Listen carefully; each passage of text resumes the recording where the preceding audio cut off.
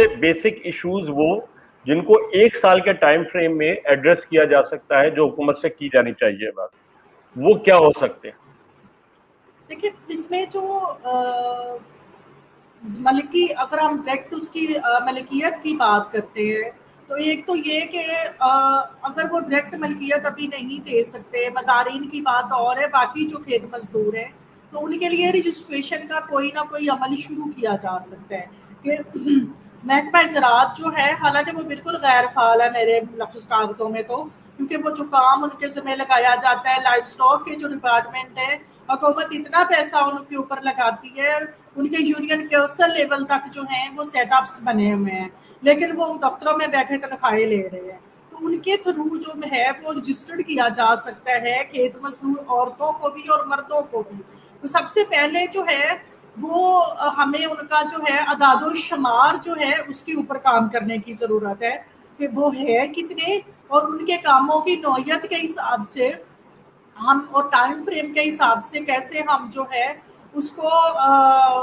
اس کی جو ہے ڈیٹا بیس کر سکتے ہیں، اور پھر رجسٹرڈ کر کے ان کو پہلا درجہ جو ہے صنعتی مزدور کے برابر ان کو لانے کا کام ہے۔ جب ان کو کھیت مزدوروں کو مزدور مان لیا جائے گا تو پھر باقی جو چیزیں ہیں وہ آہستہ آہستہ ٹھیک ہو سکیں گی۔ تو میرے خیال میں آپ کو لگتا نہیں کہ اس میں صرف ایگریکلچر منسٹری سے ہٹ کے لیبر منسٹری کا بہت بڑا کردار ہو سکتا ہے؟ اس لیے کہ لیبر منسٹری اگر اس قسم کی لیجسلیشن تیار کرے کہ آپ سب لوگوں کو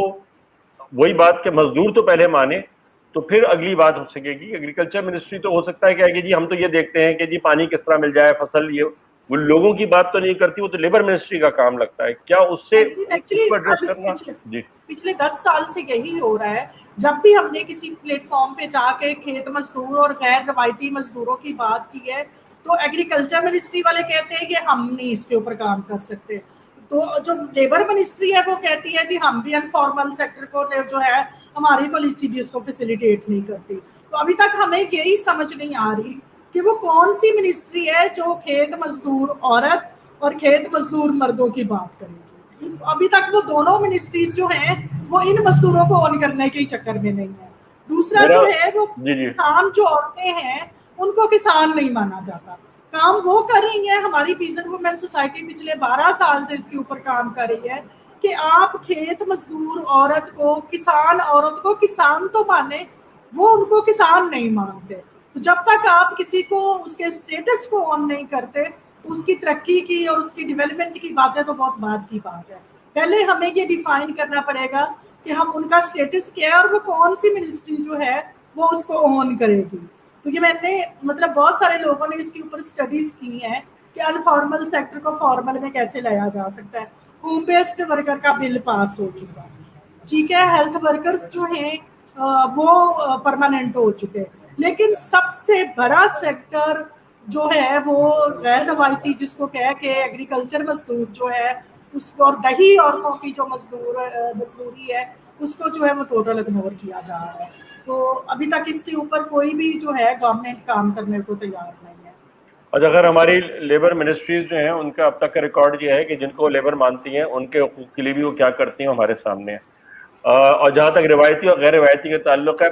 ہماری جس علاقے میں ہم رہتے ہیں اس کی تو خاص روایت ہے کہ یہ لوگ مزدور رہے ہیں، تو سب سے زیادہ روایتی مزدور تو کھیت مزدور، تو اس کے لیے بارہ لڑنا پڑے گا۔ اور میں آپ کو آپ کا شکریہ ادا کروں گا، آپ نے ہمیں جوائن کیا، لیکن اس پروگرام کے لیے میں خاص طور پہ، مجھے پتا ہے کہ آپ جہاں آپ تھی وہاں پہ انٹرنیٹ کی یہ فیسلٹی نہیں تھی، اور اب خاص طور پہ خانے وال شہر آ کے آپ کسی اسکول میں بیٹھ کے یہ کر رہی ہیں، میں ان اسکول والوں کا خاص طور پہ شکریہ ادا کروں گا، انہوں نے یہ فیسلٹیٹ کیا۔ میرے خیال میں ایسے دوست ہیں جو اس پوری اسٹرگل میں آپ کا ساتھ دے سکتے ہیں۔ آپ نے ابھی مثال دی کہ جس طرح حارث گزر کے ساتھ بیٹھ کے آپ نے کام کیا، ٹھیک ہے وہ ایک فنڈڈ پروجیکٹ تھا، لیکن جب ایک کام شروع ہوا ہے تو اس کو آگے بڑھانے کے لیے چھوٹا موٹا کام جو ہے وہ بہت سے لوگ کر سکتے ہیں، بہت سے ادارے ہیں جن کو، جہاں مثال کے طور پہ جہاں اکنامکس پڑھائی جاتی ہے، یہ اپروچ کیا جا سکتا ہے۔ پنجاب میں کہتے ہیں لوگ کہ جی لمز والے ہمارے ساتھ کام کرتے ہیں ورکرز کے ساتھ، تو میرے خیال میں لمز میں ایسے اکنامکس کے اساتذہ ہوں گے جو اپنے اسٹوڈنٹ کے ساتھ مل کے آ کے کہیں کہ جی آپ کے اگلے سال کے بجٹ میں پروپوزل بنانے میں آپ کی مدد کر سکتے ہیں۔ آپ نے سوچا کہ کیا اس طرح کے لوگوں کی طرف بھی دیکھا جائے؟ ابھی تک میرے خیال میں نہیں سوچا. ایکچولی لمس کے جو اسٹوڈنٹ ہے وہ سوشیولوجی اور وہ تو آگے تھیسس کرتے رہے ہیں موومنٹ کے اوپر, لیکن باقی جو ہے اس کے اکانومسٹ جو ہیں ان کے ساتھ واقعی ہماری ابھی تک کوئی نیگوسیشن اس طرح سے نہیں ہو سکی ہے, کیونکہ ایک جو چیز ہے نا وہ تھوڑا سا شاید ہمارے ذہن میں بھی یہ ہوتی ہے کہ یہ اس کا فائدہ تو کوئی ہوتا نہیں ہے, وہ پرپوزل بنائے وہ پڑھتا تو کوئی ہے نہیں ہے, تو میں بھی یہ بھی اس کے اندر کچھ نہ کچھ اس کی وجہ بھی ہے, لیکن یقیناً یہ لوگ جو ہیں اگر ان کو اپروچ کیا جائے تو یہ ہمارے لیے فائدہ مند ہو سکتا ہے. دوسرا جو ہے میں سب سے زیادہ جو ہے وہ توجہ پھر یہی کہہ رہی ہوں کہ اگر تو جو بھی کسان ہیں ان کو اگر آپ نے واقعی قومی ادارے میں لے کے آنا ہے تو حکومت کو جو ہے وہ بجٹ کے اندر, جیسے ابھی میں نے یہ بجٹ پڑھا تو اس میں صحت کے حوالے سے انہوں نے بڑے ڈیفائن کیا ہوا ہے کہ ہم فلاں ڈسٹرکٹ کے ہاسپٹل کو اپگریڈ کریں گے, فلاں ڈسٹرکٹ کے ہاسپٹل میں جو ہے وہ اتنے بستر کا جو نیا ہاسپٹل بنے گا, لیکن جو ایگریکلچر سیکٹر ہے اس میں جو بس 2-4 لائنیں لکھ کے چھوڑ دی ہیں, اس کے اوپر ڈیفائن نہیں کیا کہ کتنا پیسہ کس کے اوپر یوز ہوگا. تو اس میں میری جو سب سے زیادہ ہمارے میں سمجھتی ہوں ڈیمانڈ ہے وہ یہی ہے کہ ایک تو مانیٹرنگ سیل جو ہے وہ بننا چاہیے جو کھاد اسپرے بیج جو ہیں ان کی مانیٹرنگ کرے, جو ان اداروں کی مانیٹرنگ کرے, اور دوسرا جو ہے کسانوں کو سبسڈی جو کہتے ہیں یہ ہم دے رہے ہیں, لیکن میں یہ سمجھتی ہوں کہ جب تک ان کو زرعی آلات زرعی انپوٹس جو ہیں وہ مناسب قیمت پر نہیں ملے گی اور جب تک ان کی جو ہے حالت بہتر ہونے والی نہیں, اور سب سے بڑا جب تک ہمارا جو سب سے مین ایشو ہے کہ جتنی بھی غیر آباد زمین پڑی ہوئی ہے, یہ آبادی والے جو شہر ہیں ان کے اوپر مزدوروں کا بہت فلو ہے, جتنی بھی غیر آباد جزمان میں بلوچستان میں اتنی ساری جو غیر آباد زمین ہے ان کو آبادی کے قابل بنایا جائے اور کھیت مزدور مردوں اور عورتوں میں جو ہے زمین الاٹ کی جائے تاکہ ہم اپنی جو خوراک اور اپنا جو یہ سارا معیار زندگی ہے اس کو تبھی بہتر کر سکیں گے. اس حکومت نے ایک اچھا کام جو ہے وہ یہ کیا ہے کہ ڈیمز بنانے کے اوپر کچھ فنڈ مختص کیا ہے, لیکن خدا کرے کہ وہ جو کام جو انہوں نے پروپوزل بنایا ہے وہ پیسہ لگ بھی جائے اور یہ کام ہو بھی جائے, تو تبھی ممکن ہے کہ بہتری کچھ آ سکے. ٹھیک ہے, بہت بہت شکریہ آپ کا عقیلہ. میں جاتے ہوئے لوگوں کو ایک پرانا قصہ یاد دلانا چاہوں گا کہ جہاں چند لوگوں نے اٹھ کے لڑائی لڑی, تھوڑی سی لڑائی, وہ بھی ان کے اوپر مسلط کی گئی تھی,